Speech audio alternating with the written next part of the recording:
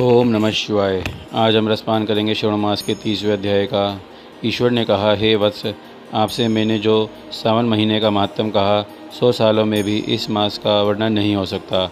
इस मेरी प्रिय सती ने दक्ष प्रजापति के यज्ञ में अपने देह का होम कर हिमालय की पुत्री के रूप में इसी सावन महीने का सेवन किया, जिसके द्वारा उसने मुझे प्राप्त किया। अतः यह महीना मुझे बहुत प्रिय है। इस महीने में ना तो अति ठंडक न अति गर्मी होती है। इस सावन महीने में राजा या प्रजा अपनी देह में वैदिक मंत्र द्वारा सफ़ेद भस्म को लगाता है या जल मिश्रित 12 त्रिपुंड धारण करता है। मस्तक, छाती, नाभि, दोनों भुजा, दोनों कुल्हों, दोनों कंधा, सिर और पीठ में मान तोके इस मंत्र से सधोजाति दीदी इसे या षाडाक्षर मंत्र में सर्वांग में भस्म सुशोभित करें। शरीर में 108 रुद्राक्ष को धारण करें। 32 रुद्राक्ष कंठ में, 24 दोनों हाथों में, 8 दोनों भुजाओं में, एक भाल में और एक शिखाग्र भाग में ग्रहण करें। इस प्रकार 108 से अपनी देह को सुशोभित कर मेरी पूजा करें। ओम नमः शिवाय का जाप करें।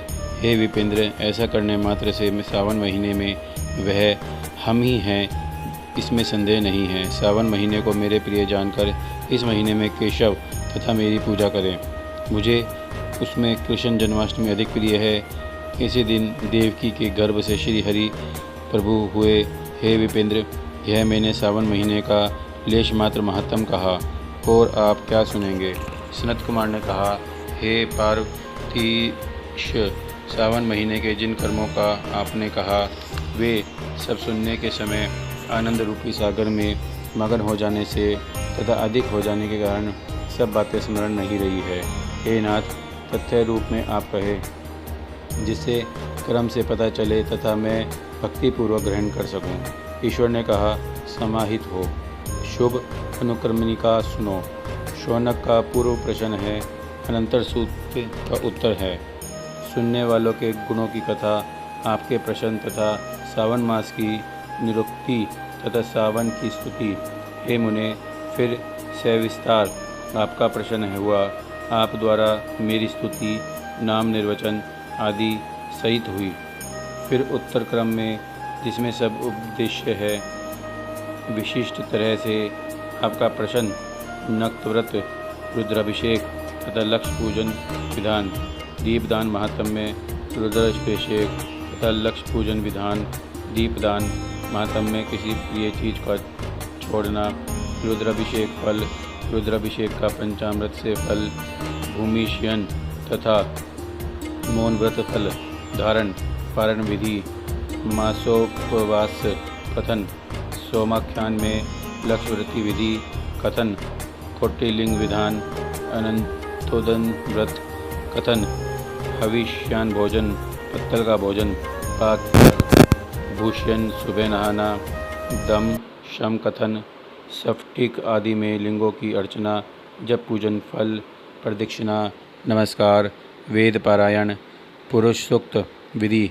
ग्रह यश विधि, क्रम से रवि, चंद्र तथा भौम का व्रत कथन, बुध और गुरु व्रत, शुक्र के दिन जीवंतिका व्रत, शनि के दिन तुलसी व्रत, शनि हनुमान तथा पीपल व्रत कथन, रोटक व्रत तथा औदुंबर व्रत महात्म्य, सरुण गौरी तथा दुर्वा गणपति व्रत कथन, पंचमी में नाग व्रत, षष्ठी को सुपोदन, सप्तमी को शीतला व्रत तथा पवित्रारोपण विधि, नवमी को दुर्गा कुमारी पूजा, दशमी को आशा व्रत, एकादशी द्वारा व्रत, द्वादशी को विष्णु प्रीतार्थ पवित्रारोपण, त्रयोदशी को कामदेव व्रत, चतुर्दशी को शिव प्रीत्यार्थ पवित्रारोपण, पूर्णिमा को उपाक्रम, उत्सर्ग तथा श्रावणी क्रम विधि, सर्पबलि, हैग्रीव जयंती महोत्सव, सभादीप, रक्षाबंधन तथा गणेश जी का संकट नाशन व्रत, कृष्ण जन्माष्टमी,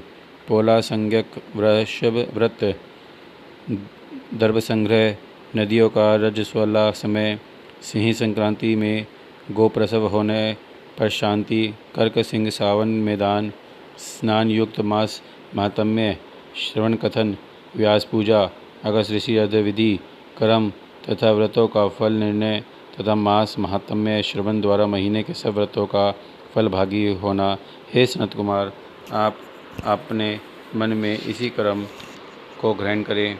इस अध्याय को जो श्रवण करता है तथा जो सावन महीने के संपूर्ण महात्म्य को श्रवण करता है वह महीने के सब व्रतों का फल प्राप्त करता है। हे सनत कुमार, अधिक कहने से क्या लाभ। इस सावन महीने में किसी एक व्रत को करने से वह मेरे प्रिय पात्र हो जाता है। सूत जी ने शौनकादि ऋषियों से कहा, हे देवर्षिगण, कान में अमृत पान कर हम आनंदित तथा कृतकृत्य हो गए। देवर्षि सप्तम सनत कुमार सावन महीने की स्तुति और अपने हृदय में शंभु का स्मरण कर उनकी आज्ञा लेकर अपने आश्रम में चले गए। इस परम रहस्य को आप भी हर किसी से न कहना। हे प्रभु, यह तो आपकी योग्यता देखकर मैंने इसका वर्णन कर दिया। आज का यह श्रवण मास का 30वां अध्याय समाप्त हुआ और ये आज का अपना श्रवण मास महात्म्य संपूर्ण हुआ। ओम नमः शिवाय।